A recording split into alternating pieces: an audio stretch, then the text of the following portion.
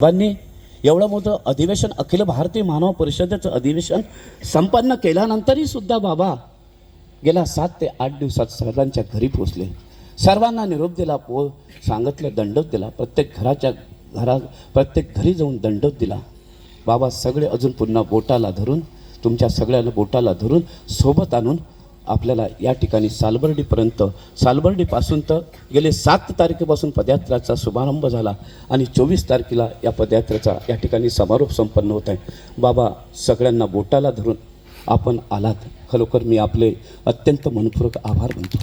आम्हा बालकाचा हट्ट आहे, तुम्हाला त्रास होत आहे, तुमचं 66 वर्षाचं वय आहे, तुम्ही वयानं जरी मोठे असला, ज्ञानानं मोठे आहे, वयानं मोठे आहे, पण आमचं वय तुमच्यापेक्षा जर जास्त असेल, पण तुमच्यापेक्षा आम्ही लहान असलेलो पदयात्रा करूच आहे. पुन्हा बाबा माझी विनंती आहे, पुन्हा आपण आज 5 वर्ष, हे 5च वर्ष झाले, अनेक वर्ष आमचं द्वारकाधीश श्रीकृष्ण मंदिर ट्रस्ट, अमरावती जिल्हा ग्रामीण मानव सेवा मंडळ, अंजनगाव तालुका ग्रामीण मानव सेवा मंडळ कित्येक वर्षापासून या ठिकाणी सेवा करत आहे. आपण पुन्हा जरी आला बाबा, आपलं स्वागतच आहे. असं वाटतं 5 वर्ष नाही, अजून पुन्हा जरी तुम्ही हा उपक्रम या विदर्भातला जरी चालू केला तरी बाबा आम्ही तुमच्या सेवेसाठी आज हजरच आहोत. कालपासून आपण या ठिकाणी आपला निवास आहे. गेले 15 दिवसापासून या जिल्ह्यामध्ये आपण चालत आहात, बोलत आहात. माणसं नवाळे दिसतात, माणसं ना ओळखीचे ना पाळखीचे. जेवायला बसलो तर नाव नाशिकचा दिसत आणि ना जिल्ह्यातला दिसत, आहे की नाही? नाशिकचा दिसत ना, आपल्या गावातले माणसं दिसतात ना, आपल्या नाशिक जिल्ह्यातले माणसं दिसतात, वेगळे आगळेच माणसं दिसतात. पण बाबा आपण आलात, आपण सगळ्यांना एक संघ करून या ठिकाणी आणलात. आमच्या जिल्ह्याचे नाते, आमच्या अंजनगाव तालुका ग्रामीण मानव सेवा मंडळाचे नाते एक अटूटप्रमाणे झाले आहे. पुन्हा जरी आलात बाबा, आपलं या ठिकाणी स्वागत आहे. आज जरी बाबा म्हणत असन की नाही आता मी थकलो, आता काही पदयात्रा काढणार नाही, पण कालच बाबांचा माझा विषय झाला, बाबा सोडू नका. आज यांना एक प्रकारची आवड लागलेली आहे पदयात्रेची. आज आपल्या पदयात्रेत नाही गेले, पण कोणातरी पदयात्रेत जातीलच, कदाचित माझ्या येतील, कधी सर्वज्ञ प्रतिष्ठानच्या जातील, कधी वेगळ्या द्वारावती प्रतिष्ठानच्या जातील, पण यांना एक प्रकारची आवड लागलेली आहे. हे पदयात्रा नाही सोडू शकत पदयात्रा नाही सोडू शकत. म्हणून आपण सुद्धा यांना सोडू नका, यांना घट्ट धरावं. यांचा धर्म आपल्याला एक कूप काठी करून धर्म एक प्रकारचा यांचा सांभाळाचा आहे. तो धर्म तुम्ही सगळे संत सांभाळू शकतात, दुसरं कोणी सांभाळू शकत नाही. सुकेनकर परिवारांची फार मोठी परंपरा आहे जिल्ह्यामध्ये, आमच्या नाशिक जिल्ह्यामध्ये. नाशिक जिल्ह्याचा खरा जर धर्म जर सांभाळला असेल आमच्या सुकेनकर बाबांनी आणि सर्व परिवारांनी सांभाळला आहे मंडळी. आणि म्हणून बाबा तुम्ही पदयात्रा सांभाळत आहे, तुम्ही पुन्हासुद्धा पदयात्रा काढत राहा. कालचा विषय झाला, पुढची पदयात्रा कोणती आहे, आणि म्हणून पुढची पदयात्रा कोणती आहे बाबांना माझ्याजवळ विषय काढला. म्हटलं 12 वर्ष तुम्ही आता संपूर्ण महाराष्ट्र फिरतच आहात, पण पुढेसुद्धा कधी आपण उत्तर प्रदेशात जावं, कधी मध्य प्रदेशात जावं, कधी आंध्र प्रदेशात जावं. स्वामीसुद्धा संपूर्ण भारताच्या टोकापर्यंत फिरत गेले. आज स्वामीसुद्धा आपल्यामध्ये आहे. धर्म वाढते प्रसंगी सर्वत्र अवस्थान, भाष्यकार म्हणतात, ज्या ठिकाणी धर्म वार्ता चालू आहे, माझी चर्चा चालू आहे, माझा अवसर चालू आहे, त्या ठिकाणी स्वामी असतात. चाहे आपण कुठेही राहत. आपल्यासोबत देव होते की नाही? 15 दिवस देव आपल्यासोबत होते. तुम्हा आम्हा सर्वांना एवढ्या मोठ्या थंडीच्या कडाक्यामध्ये शिराळ्याहून ज्यावेळेस निघालो आपण, असे हात व्हायचे. एक म्हणत हात असाही नाही होऊन राहिला, हात इकडे नाही होऊन राहिला, अशी परिस्थिती होती, अशी परिस्थिती निर्माण झाली होती, लक्षात ठेवा. पण देव आपल्यासोबत होते, आपल्याला कोणत्याच प्रकारचा आजार झाला नाही. अजून जरी पदयात्रा आता आपण तिकडून आलेला आहे, अजून जरी पुन्हा या द्वारकाधीश श्रीकृष्ण मंदिरामधून प्रारंभ जरी केली तरी आपण 15 दिवस पुन्हा अजून काढू शकता, लक्षात ठेवा.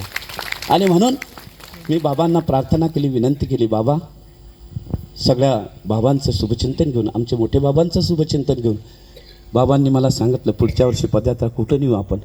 ते नेहमी म्हणतात की तुम्हीच सांगा आता काय करायचं. आणि म्हणून मी तुम्हाला पुढच्या वर्षी जी पदयात्रा सांगू राहिलो, बाईग्राम चिडावत, बाईग्राम इंदोर, उज्जैन या ठिकाणची पदयात्रा संपन्न होणार आहे. पुढील वर्षी जे पदयात्रा आपण मध्य प्रदेशमध्ये जाऊन आला, आपण बाईग्राम इंदोर चिडावतपासून सरांच्या मार्गदर्शनामुळे ही पदयात्रा पुढच्या वर्षी प्रारंभ होणार आहे, याची सर्वांनी नोंद घ्यावी. आपण जास्तीत जास्त त्यासुद्धा संख्येनं आपण पदयात्रेत जाणार आहोत. आम्ही गेल्या वर्षी बाईग्रामला गेलो, इंदोरला गेलो, उज्जैनला गेलो, चिडावदला गेलो, अनेक ठिकाणी आम्ही गेल्या वर्षी गेलो. गेल्या वर्षीसुद्धा आमची कमीत कमी 1200 ते 1500 लोक त्या ठिकाणी सामील होते. शेवटल्या दिवशी तर आमचे 2500 लोक झाले. एवढी मोठी पदयात्रा झाली, आनंदाने झाली. फक्त आपल्याला सांभाळून पाहायचे. आपले जे विचार आहे, आपला जो आचार आहे तो सांभाळावा लागतो, लक्षात ठेवा. कारण तिकडे पदयात्रा सहजी कोणी नेतच नाही, पण तिकडे जर आपण पदयात्रा गेली पण तिकडे स्वच्छता राखायला हवं. इंदोर हे स्वच्छतेचं असलेलं माहेरघर आहे. फार मोठी त्या ठिकाणी स्वच्छता आहे आणि मग तिकडे अस्वच्छता करता कामा नये. मला तरी असं वाटत नाही त्या ठिकाणी अस्वच्छता होणारच नाही, स्वच्छताच राहणार आहे. आणि म्हणून पुढील वर्षी येणारी पदयात्रा आपली बाईग्राम, इंदोर, उज्जैन याकडे राहणार आहे. आपण गेल्या कालपासून आपण या ठिकाणी आपला निवास आहे. 15 दिवसापासून माझ्या सोबत आहात. कालपासून आपला या द्वारकाधीश श्रीकृष्ण मंदिरामध्ये आपला निवास आहे. सेवा करताना कुठं कमी ना कमी जास्त होतच असते, कमी जास्त होत असते. कालपासून तुम्हाला थंडी वाजली असेल, वारा वाजला असेल, हवा असेल, कारण की हे मोकळं रान आहे. मागंसुद्धा मोकळं आहे. मागं रेल्वे आहे, रेल्वेच्या पटऱ्या मागं आहे. आमच्या बंधूंनी सकाळी पाहिल्याच त्या पटऱ्या चांगल्या दिसतात, आहे का नाही.